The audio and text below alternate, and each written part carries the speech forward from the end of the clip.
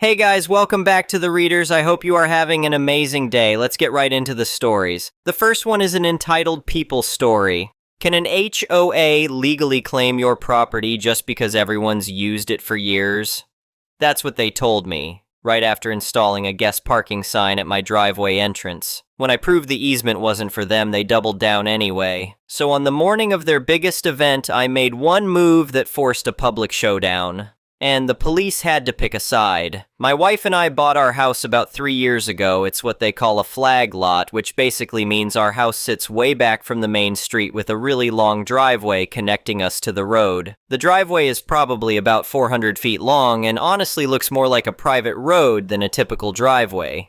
When we first saw the place, that long driveway was actually one of the selling points. Privacy, you know? We could barely see our neighbors from our front door. The neighborhood was built in phases starting back in the early 90s. Our section was part of the second phase, and there's this weird layout where our driveway also provides access to a walking trail that connects to a small green space area. Most people just assume the whole thing is community property because of how it looks and because you can access the trail from our driveway area. We're pretty quiet people. I work in IT, my wife teaches at a local elementary school, and we mostly keep to ourselves. About 2 years ago, we decided to upgrade the driveway because the original asphalt was starting to crack and look pretty rough. We spent nearly $5,000 on these beautiful interlocking pavers. Took weeks to complete, but it looked amazing when finished. Our neighbors actually complimented us on how nice it turned out. Everything was fine until this past spring. That's when things got weird. I came home from work one Tuesday evening in April, and I couldn't get into my own driveway. There were 3 SUVs parked there, taking up the entire width of the entrance area. I sat in my car for a minute trying to figure out what was happening. Maybe someone was having some kind of emergency, but all the cars looked fine, nobody was around them. I got out and walked up to see if I could figure out who owned these vehicles. That's when I noticed the sign. Right there at the entrance to my driveway was this brand new metal sign, the kind with professional lettering that looked like it cost serious money. It read, "Overflow Guest Parking, authorized by Neighborhood Association." I stood there staring at this sign for probably 5 minutes. This had to be some kind of mistake. This was my driveway. I paid for those pavers. I had the receipts.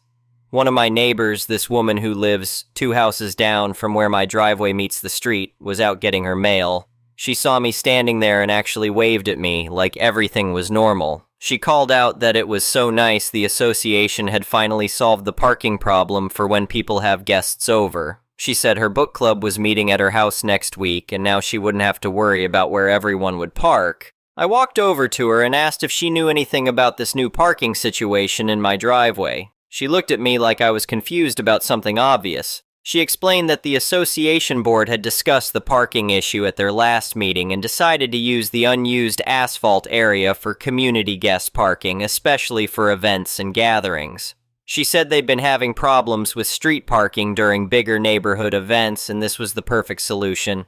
I told her this was actually my driveway, not community property. The look she gave me was like I'd just claimed to own the moon. She said she was pretty sure it was common area since it connects to the trail and everyone uses it to access the green space. By this point it was getting dark and starting to rain. I had to park 3 blocks away on a side street and walk back to my house in the rain while carrying my laptop bag and groceries. The whole time I could see lights on in the houses near my driveway entrance, and I swear I saw curtains moving like people were watching me walk home. The next morning, I called the association office. The automated system gave me the number for the current board president. When I called her, she answered pretty quickly. I explained who I was and asked about the new parking arrangement in my driveway.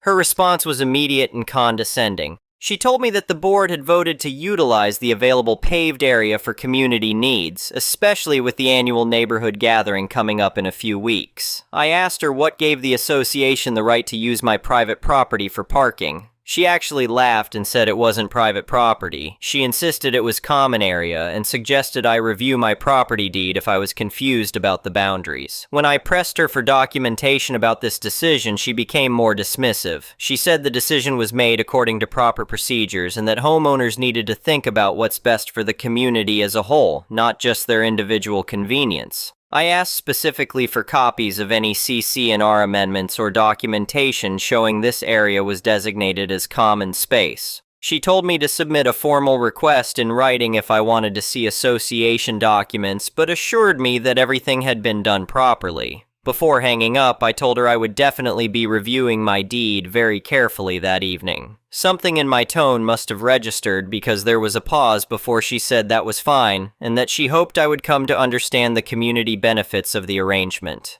That evening, I dug out all our closing documents and spent hours going through everything. Our property deed was crystal clear. The long driveway was definitely our property, running from the street all the way to our house. There was an easement notation, but it was specifically for utility access and maintenance, not for general public use. The next day, I took time off work and went to the county clerk's office to pull the original surveys and land records. What I found there made everything clear. Our lot was surveyed and recorded in 1993 as part of the second phase development. The easement was granted to the power company for underground utility lines that run along one edge of the driveway area. Nothing in any of the documentation suggested this was intended as community space. I also discovered that when the neighborhood was being developed, our lot was specifically designed as a flag lot to preserve the natural areas and provide private access while still connecting to the trail system. The trail easement was separate and ran along the edge of our property, not through our driveway area. Armed with this information, I called the association president back. This time she was less friendly. When I explained what I'd found at the clerk's office, she insisted that regardless of technical property lines, the area had been used by community members for years, and the association had the right to designate parking areas for community needs. I pointed out that people accessing the trail was different from the association installing signs and designating my private property as community parking. She said I was being difficult and not thinking about my neighbors' needs. The conversation ended with her telling me that the parking arrangement would continue and that if I had legal concerns, I was welcome to hire a lawyer. Over the next week, things got worse. The association apparently hired some teenager from the neighborhood to act as a parking attendant during peak times. This kid would stand at the entrance to my driveway directing cars where to park. My beautiful pavers were getting oil stains and tire marks from all the vehicles. Then I came home one day to find a notice tucked under my windshield wiper. It was a violation notice from the association stating that my vehicle was parked in the guest parking area without proper authorization and that I needed to display a visitor pass or move my car immediately. They were fining me for parking in my own driveway. I called the association office again, and this time spoke to the property management company they use. The woman there seemed confused when I explained the situation, but said she would look into it and get back to me. She called back the next day and said that according to their records, I was required to park in my designated carport area, not in the guest parking zone. When I explained that I don't have a carport and that the guest parking zone was actually my driveway, she said she'd have someone from the board contact me to clarify the situation. Nobody called. That weekend, I decided I'd had enough. I went back to the county clerk's office and requested certified copies of all the relevant documents. The property survey, the original deed, the easement documentation, everything. I also spent some time researching property rights and found out about something called adverse possession and unlawful taking. Monday morning, I called a property attorney whose office was downtown. I explained the whole situation and asked if they could review the documentation I'd gathered. The attorney said it sounded like a clear case of the association overstepping their authority and potentially creating liability issues for themselves. We met that Thursday afternoon. After reviewing everything, the attorney confirmed what I already knew. The association had no legal right to designate my private property as community parking. The easement granted to the utility company didn't give the association any rights at all. The attorney also pointed out that by installing signage and directing traffic onto my property, the association was potentially creating liability issues if anyone got hurt or if vehicles were damaged. The attorney suggested sending a formal cease and desist letter demanding that the association remove the signage and stop using my property for parking. He said if they refused, we could file for an injunction and also pursue damages for the cost of repairing the damage to my driveway. But I had a different idea. Instead of immediately going the legal route, I decided to solve this problem in a more creative way. The neighborhood's big annual spring gathering was coming up the following weekend. This was always the biggest event of the year, with hundreds of people attending. The association had been promoting the new guest parking solution as one of the improvements for this year's event. I spent that week preparing. First, I visited a construction equipment rental place and arranged to rent 4 heavy concrete barriers. These things are massive, about 4 feet tall and 6 feet long, designed to block vehicle access to construction sites. I also rented a small forklift to move them into position. I also had a new sign made. Professional-grade metal sign just like the one the association had installed, but with different text. The plan was simple. Early Saturday morning, before the big event started, I would install the barriers across my driveway entrance, effectively blocking access to the guest parking area. The barriers would be positioned just inside my property line, so they'd clearly be on my land. Friday night, I could barely sleep. Part of me wondered if I was going too far, but then I thought about the oil stains on my expensive pavers and the fine they'd tried to give me for parking in my own driveway. Saturday morning at 4 a.m., the rental company delivered the barriers and the forklift to my house. By 5 a.m., I had all 4 barriers positioned across the entrance to my driveway. The placement was precise. They were about 6 inches inside my property line, but they completely blocked vehicle access to the parking area. At the time I installed the barriers, there were already 3 cars parked in my driveway from the night before. People who'd come early for setup work or something. Those cars were now completely blocked in. I also replaced the association sign with my new one. It read, "Private property. Unauthorized vehicles subject to storage fees of $500 per hour.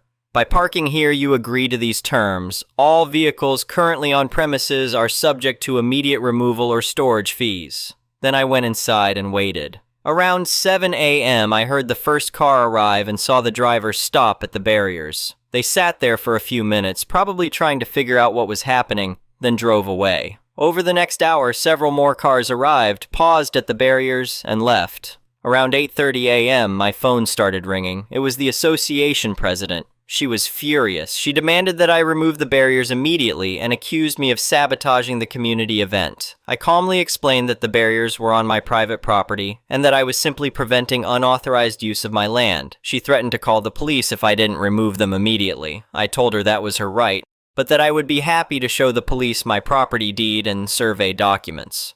About 20 minutes later, 2 police cars arrived. The association president was there too, along with several other board members and what looked like some event volunteers. There was quite a crowd gathering. One of the officers approached me and asked about the situation. I handed him copies of my property survey and deed, along with the certified documents from the county clerk's office. He spent several minutes reviewing everything while the association president kept insisting that this was community property and that I was interfering with a permitted neighborhood event.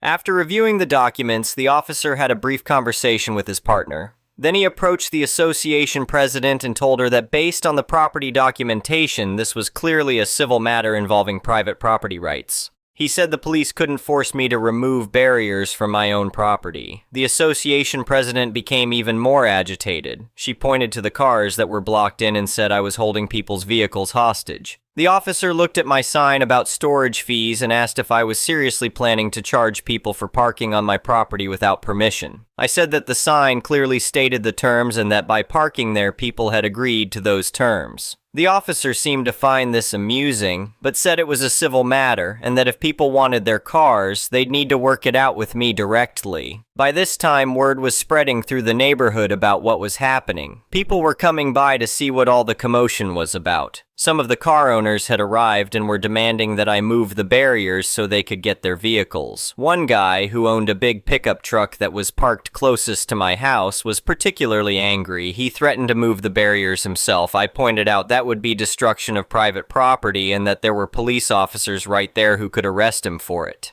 The association president pulled the board members aside for what looked like an emergency meeting. After about 15 minutes, she approached me with a different attitude. She said the board was willing to discuss removing the guest parking designation from my driveway, but that I needed to let people get their cars out first. She said holding vehicles was unreasonable and potentially illegal. I explained that I wasn't holding anything.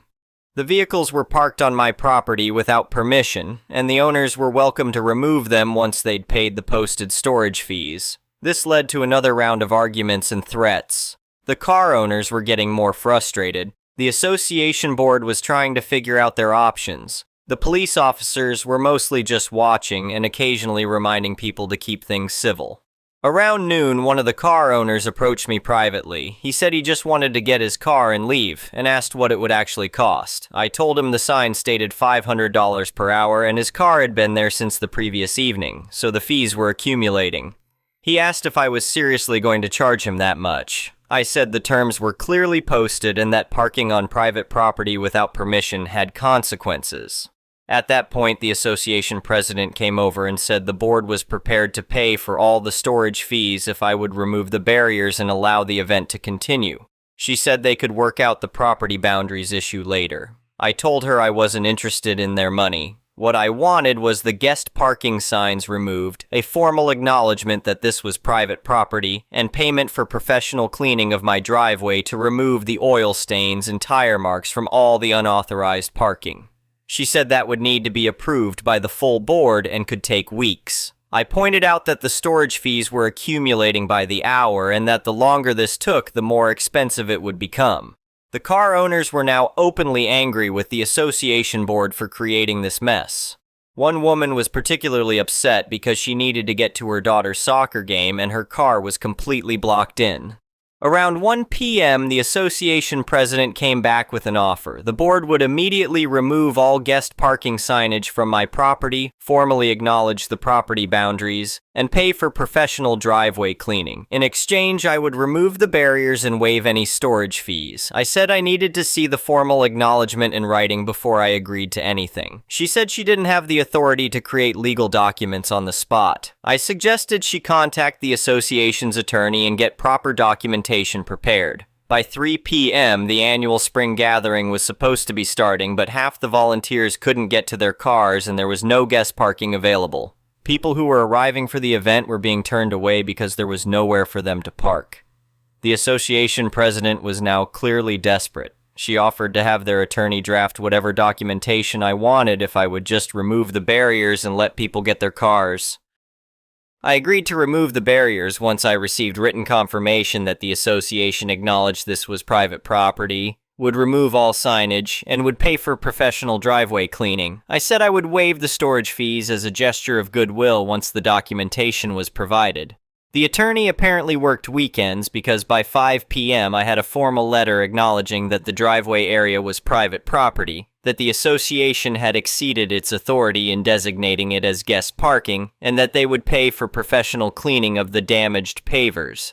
Only then did I move the barriers aside and let people get their cars. The guest parking signs were removed that same evening. The professional cleaning company came out the following Tuesday and spent an entire day power washing and resealing my driveway. The oil stains came out completely and the pavers looked as good as new. But the best part came a few weeks later. I used the money from the settlement to install a beautiful wrought iron gate at the entrance to my driveway, complete with a keypad lock system.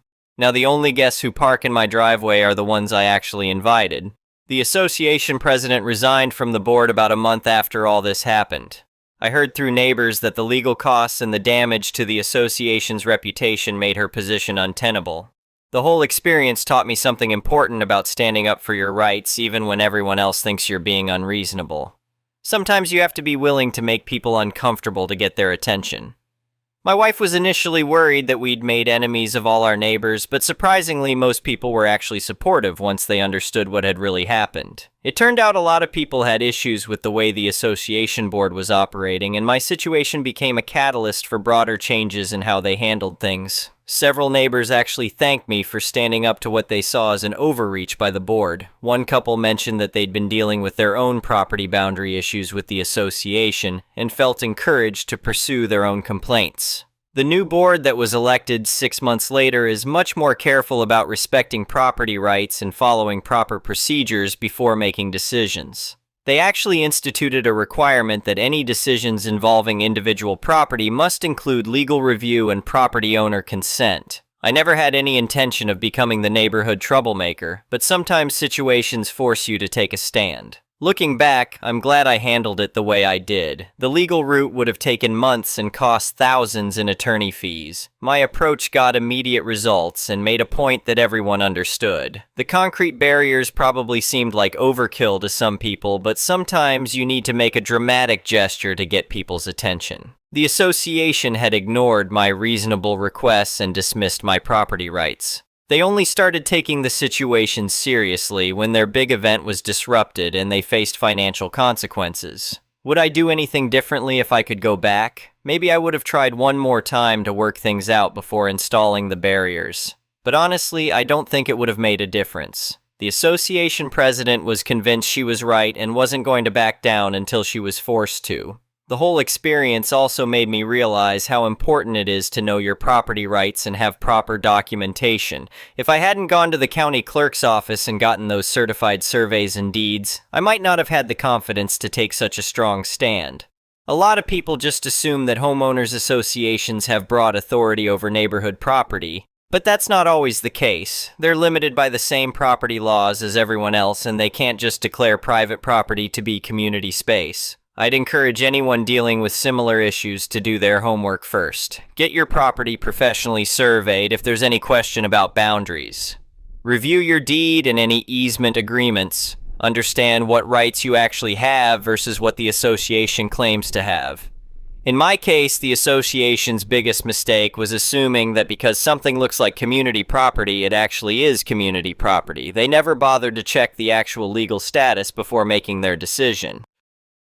The other lesson I learned is that sometimes you have to be willing to escalate a situation to get resolution. If I had just accepted their initial decision and maybe filed a complaint that would have been ignored, nothing would have changed. But creating a situation where their big event was disrupted and they faced immediate financial consequences got their attention in a way that polite requests never would have. 6 months later, our neighborhood actually runs much more smoothly than it did before all this happened. The new board is more transparent about their decision-making process and more respectful of individual property rights. They still organize community events and handle common area maintenance, but they're much more careful about staying within their actual authority. My relationship with most of my neighbors is actually better now than it was before. People respect that I stood up for my rights in a principled way, and they know I'm someone who won't be pushed around by bureaucratic overreach. The association president who caused all this trouble moved away about 6 months after resigning from the board.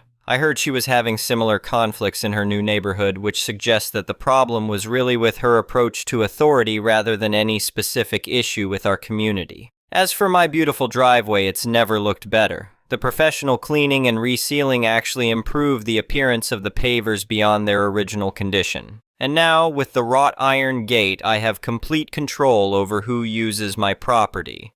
The gate has been great for other reasons too. We get fewer solicitors and package delivery is more secure. It's also nice to have that extra level of privacy and control over our property. The next one is a malicious compliance story. So I served 20 years in the Air Force, and this story is from 1996. We were an atypical unit where our mission was always deployed. Not airframe related at all, but rather, like the Army, we all trained with multiple weapons, we trained in convoy protocols, we set up our equipment and covered it all with camouflage netting, we dug our own foxholes, we pulled our own security, etc.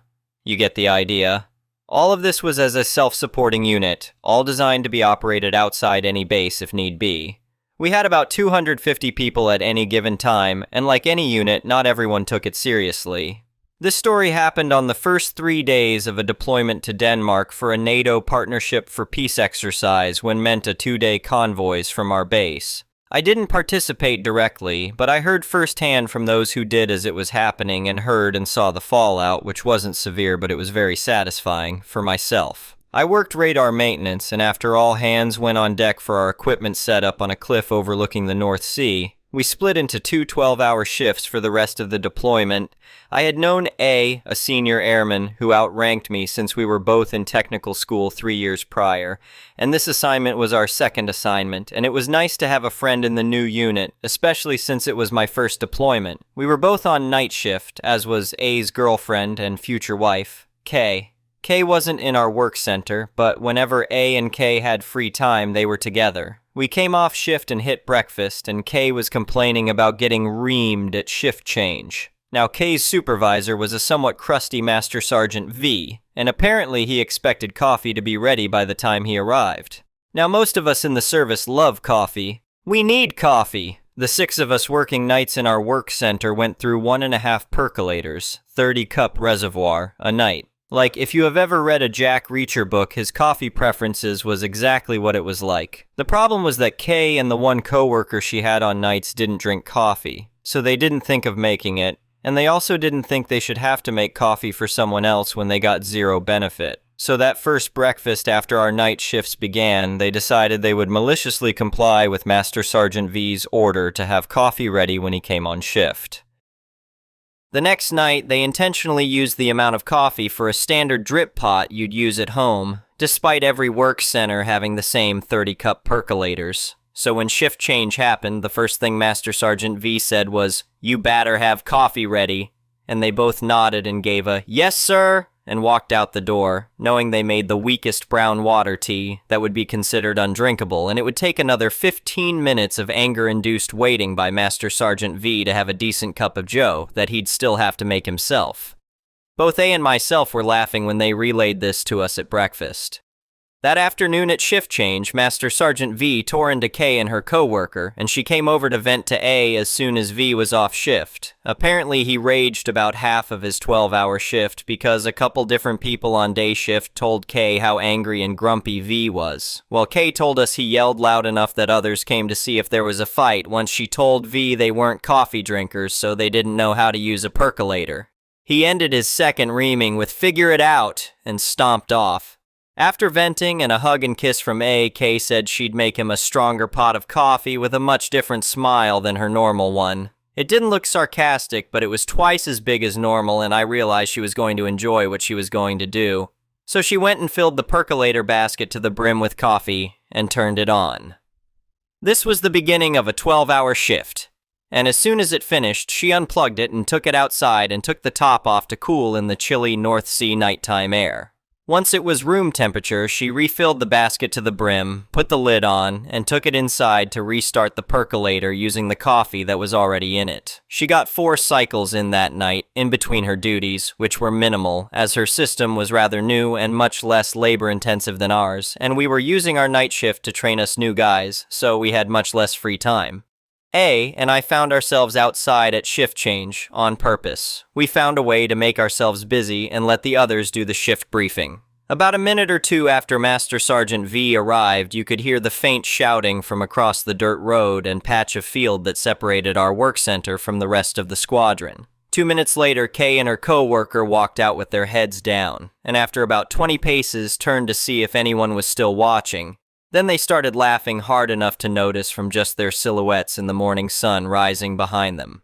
Kay came running to us and I stepped back and let her tell A the story, which her co-worker again relayed to me at breakfast. Here it is, still etched in my mind nearly 30 years later. Master Sergeant V practically kicked in the door to the 580 shelter that functioned as their mobile work center. He immediately went to the coffee pot and scowled, "This better be stronger than yesterday." Kay just replied, "It should be," and turned to walk about before being angrily told, "Wait." She was actually happy that he was already mad. He took a styrofoam cup and poured a dark black cup of coffee that looked like motor oil pouring out of an engine block that was several thousand miles past due for its change. It even had a faint burnt smell. V let out a "What's this?" and took a sip and turned and sputtered it out of his mouth, out the still open door of the shelter. Well, most of it went out the door, but some dribbled out and hit his uniform shirt and pants.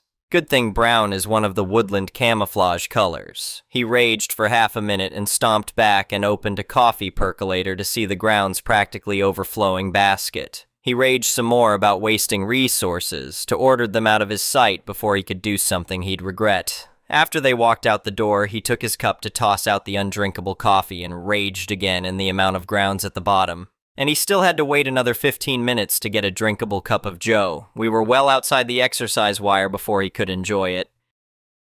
Well, A and I were back outside as soon the shift briefing ended that afternoon, waiting for K to come share the full fallout. Apparently, Master Sergeant V dropped the coffee percolator trying to empty it, and was so mad he didn't speak the rest of his shift until the afternoon shaft change briefing. But he told K and her coworker not to bother making coffee. She said good thing, because she had a fiber laxative she was going to put in the pot if she had to make it one more time. She said it with that same smile she had the first morning that made me decide I didn't want to get on her bad side. They all made up about it later, and MSGTV even laughed about it during the post-deployment BBQ the night before we packed up to convoy home. Kay made sure she kept his beer stein full all night though, so it probably helped his mood. The next one is an entitled People Story. I am a 26-year-old girl from Toronto, Canada. This happened when I was 18 or 19. I live with my mom who was struggling with financial issues. My dad was caught cheating when I was 15 years old and has problems paying child support.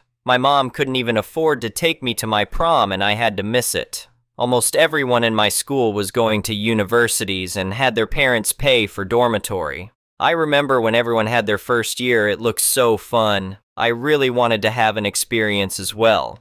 I decided to take a 5th year of high school to get higher grades to hopefully get a scholarship somewhere. The high school I was at for my 5th year had a $10,000 scholarship for whoever had the highest grades. I fought tooth and nail to receive this scholarship. I studied and worked every day. I eventually got the scholarship. I was so happy because, along with the money I received from student loans, I was able to afford to pay for the dorm rooms on campus, along with a meal plan.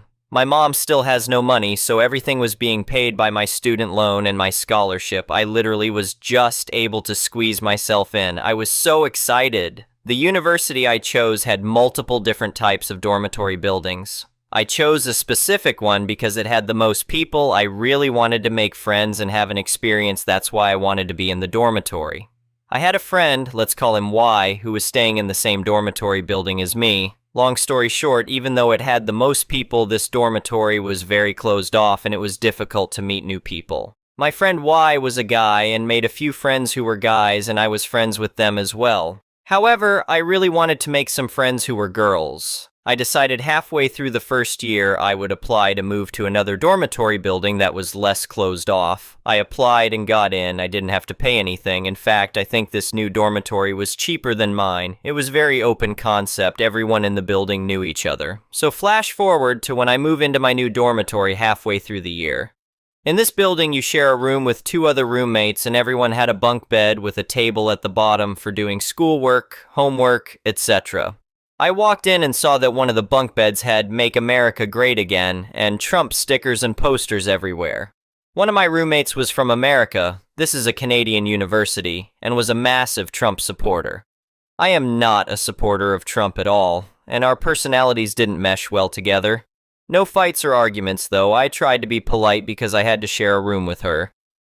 The Trumpy roommate never bothered me as well. We just shared the room together and didn't become friends. No biggie. However, I had another roommate in the room, let's call her Z, and she just straight up ignores me the entire time, never trying to become my friend.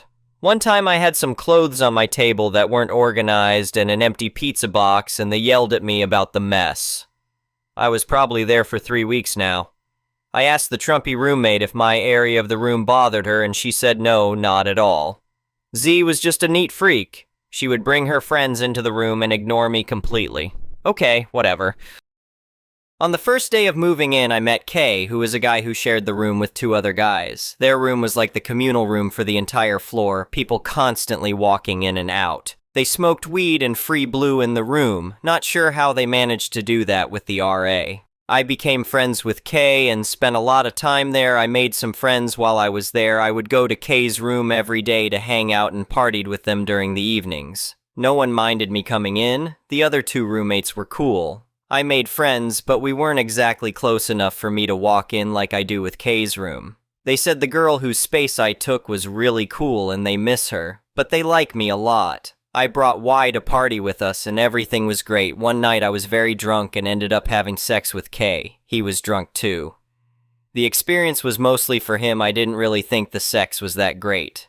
There was about 2 months left before the school year was over. After having sex with Kay, I decided to go to their dorm room like I always do. When I got there, his roommates were there in the room with him. Then Kay turns to me and says, "Insert my name, get out," laughing in my face as he says it. This was his dorm room. I didn't fight, I just left, but I was really embarrassed because this was in front of other people. I spent the last 2 months of the school year in my own room by myself because my roommate Z continued to ignore me for the entire time I was there. It was like I didn't exist. I had to walk to the other side of the campus to hang out with Y if I wanted to chill with someone.